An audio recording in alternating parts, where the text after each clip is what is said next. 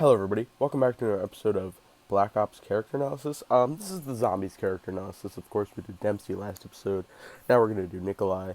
Past few videos, we've been doing it on Sunday, keeping that tradition, as I always say. So today we're gonna be doing Nikolai. So I looked into it, and I kind of always knew this, but I kind of looked into it, and the difference between me doing the Black Ops 3 version or the Black Ops 2 version of them and the Black Ops 1 version, there's really no big difference to it. It's really just kind of the same character. They're just younger, and same character, kind of same story, and they're just really younger. It's kind of like it's not as different as it would be if I did it in the campaign, like with Cold War and stuff. So I'll still just kind of talk about basically what I'm saying is the story of Nikolai, for example, like we're doing today, is pretty much the same as his Black Ops 3 version and his Black Ops 2 version. So it's no real difference between games, is what I'm saying. So I hope you guys are enjoying the series so far. I know I am. I know it's kind of a stretch between the campaign characters and the zombies characters, but it's better just to kind of clump it all into one, so then we can move on to the next character analysis when we're done. But hopefully you guys are enjoying it. So let's get into it. As always, getting this from the COD Wiki. I absolutely love this site. Been using it for all my COD info, so obviously go check that out. So Sergeant Nikolai Belinski was a Russian soldier who fought in the Red Army and is a playable main character in Zombies, serving as the main protagonist in Call of Duty 4 and then the Ether story. His player indicator color is blue in Call of Duty Cold War and the Call of Duty Black Ops shared with Robert McNamara and Robert Englund, but is still randomized in Moon and subsequent maps. An alternate version of Nikolai known as Primus Nikolai in Call of Duty Black Ops 2 and reappears in Call of Duty Black Ops 3 in The Giant, Die Restaurants, and Ziebasu no Shima, and Garad Curvy. I know I bombed all those names, and I know those maps, and I just don't know how to pronounce them, so if you could excuse me for that. Which also includes the original timeline of Nikolai Belinski Revelations. The original timeline Nikolai returns as Ultimus Nikolai and classified on Black Ops 4, while Primus Nikolai is playable in Blood of the Dead. Both versions are also playable in Alpha Omega and Blackout game mode if unlocked, and both versions appear in cutscenes for Tiger Troton. It's kind of like I mentioned, it's not so much the story of it. It's pretty much just going over all the games he's in, which I have no problem with. So that's kind of what it's kind of pretty much going over now. So we're going to go over his Ultimus, which is the original timeline. So, and I quote here, Stalin himself cannot stare Nikolai in the eye. No one can. There in his eyes, you could see the soul of a man burning with the hatred of all things living. His closet is full of skeletons, many of them with the flesh still attached. Early in his career, Nikolai had made, I'm not quoting anymore, by the way.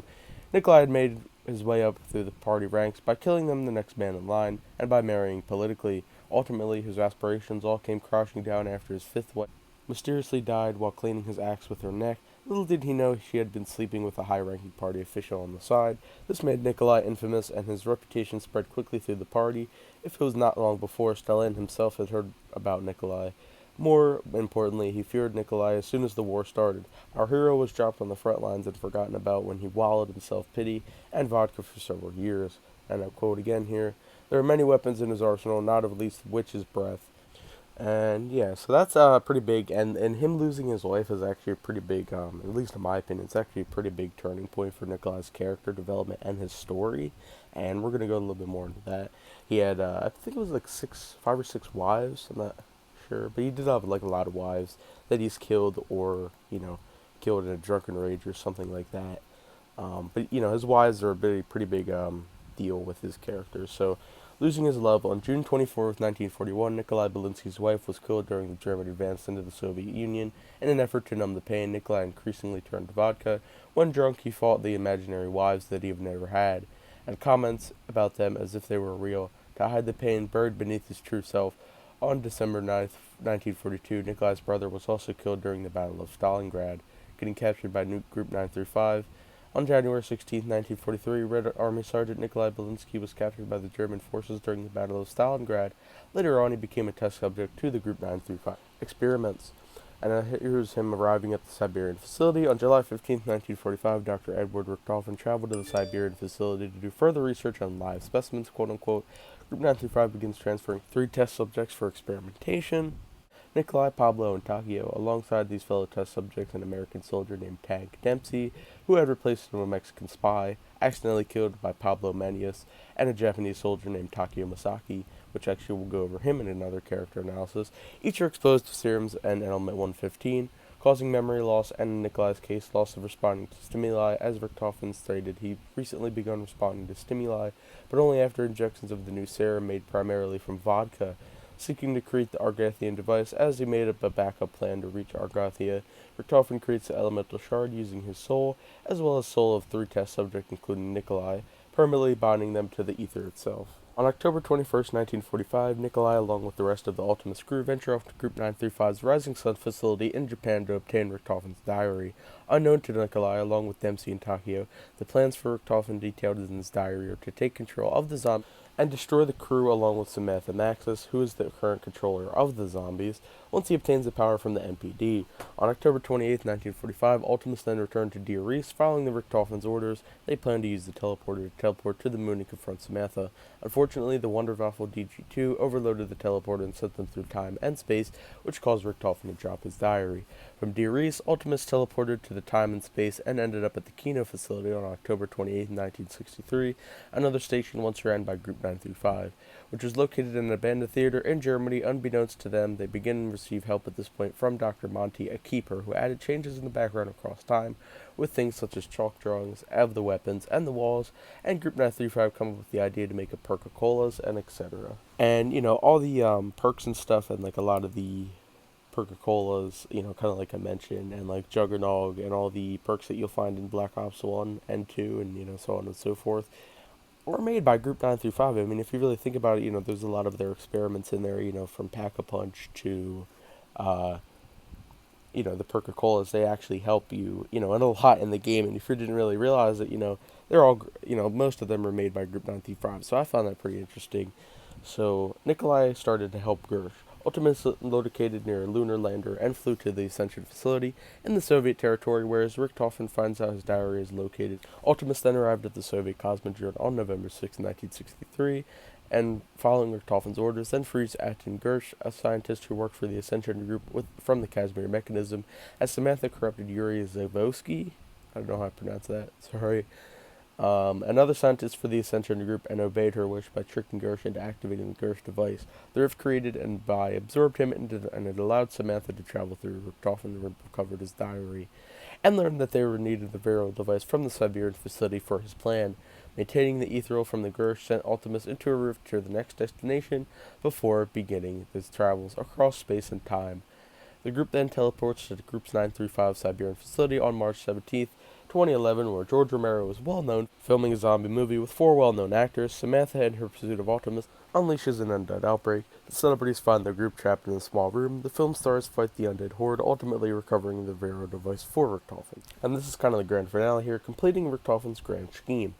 Having everything necessary to complete his plan, Richtofen teleported the group to Hangar 18 in Area 51 on October 13th, 2025. Overrun by zombies, Ultimus quickly ran into the teleporter into the hangar, which teleported them to Griffith Station on the moon. Using the Vero device and the focusing stone, Richtofen had completed his grand scheme and swapped bodies with Samantha on the moon, giving him full control of the zombies and the ether.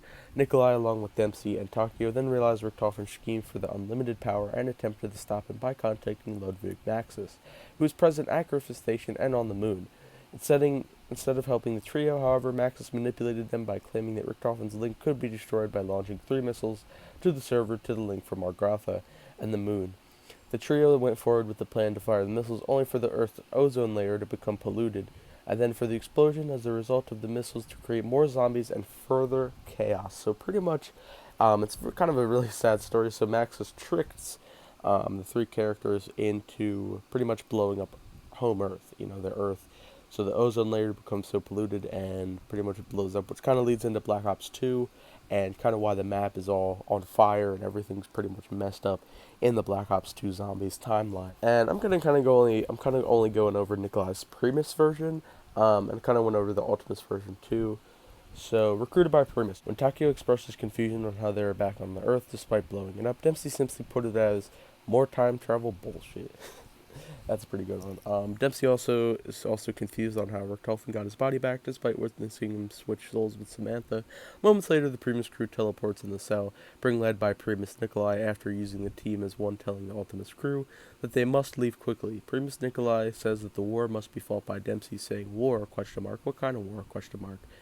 Primus Nikolai replies by saying, unlike a war, unlike anything you've ever seen before, the Great War. And that kind of bridges the gap between Primus and Ultimus Nikolai's version, and that's kind of it for today's character analysis. Pretty much where I'm going to wrap it up.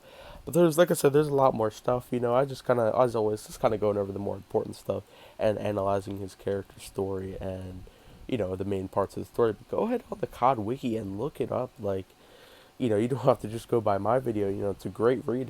I've pretty much read the whole Nikolai story here. I just kind of pinpointed, kind of picked what I was going to put in this video, and I pretty much do this with every character analysis. So, I'd recommend you read the whole story, and it's actually very interesting, and the COD Wiki pretty much does it pretty detailed, so check it out.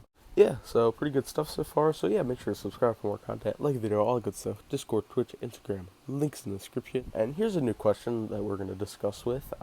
Which do you guys like better, the Ultimus version of the Black Ops characters or the Primus version of the Black Ops characters, which is pretty much just the kind of difference, pretty much the younger version versus the older version of the characters in short. So which one do you guys like? Let's discuss that. And yeah, I'll see you guys in the next video.